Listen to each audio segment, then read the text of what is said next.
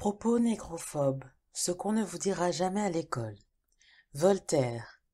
Leurs yeux ronds, leur nez épaté, leurs lèvres toujours grosses, leurs oreilles différemment figurées, la laine de leur tête, la mesure même de leur intelligence, mettent entre eux et les autres espèces d'hommes des différences prodigieuses.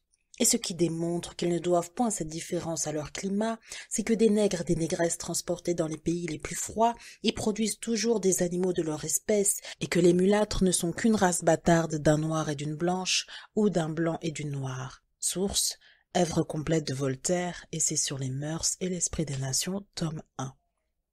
David Hume. Je suspecte les nègres et en général les autres espèces humaines d'être naturellement inférieures à la race blanche.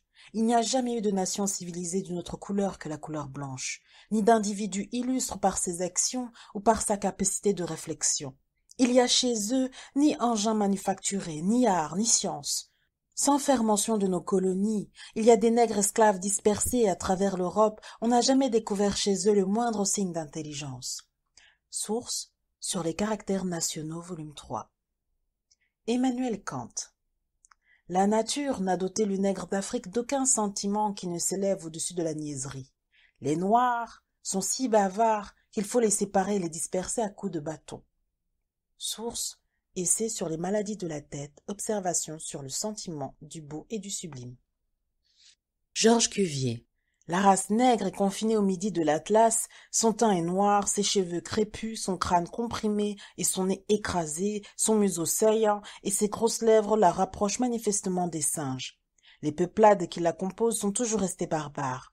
La plus dégradée des races humaines, dont les formes s'approchent le plus de la brute et dont l'intelligence ne s'est élevée nulle part au point d'arriver à un gouvernement régulier. Source: Sur les ossements fossiles, volume 1. Hegel. L'Afrique, aussi loin que remonte l'histoire, est restée fermée sans lien avec le reste du monde. C'est le pays de l'or replié sur lui-même, le pays de l'enfance qui, au-delà du jour de l'histoire consciente, est enseveli dans la couleur noire de la nuit. Source: La raison dans l'histoire, introduction à la philosophie de l'histoire. Victor Hugo. Que serait l'Afrique sans les Blancs? Rien. Un bloc de sable la nuit, la paralysie, des paysages lunaires. L'Afrique n'existe que parce que l'homme blanc l'a touchée. Au XIXe siècle, le blanc a fait du noir un homme. Au XXe siècle, l'Europe fera de l'Afrique un monde. Source: Discours sur l'Afrique prononcé le 18 mai 1879. Joseph Arthur de Gobineau. La variété mélanienne est la plus humble et gît au bas de l'échelle.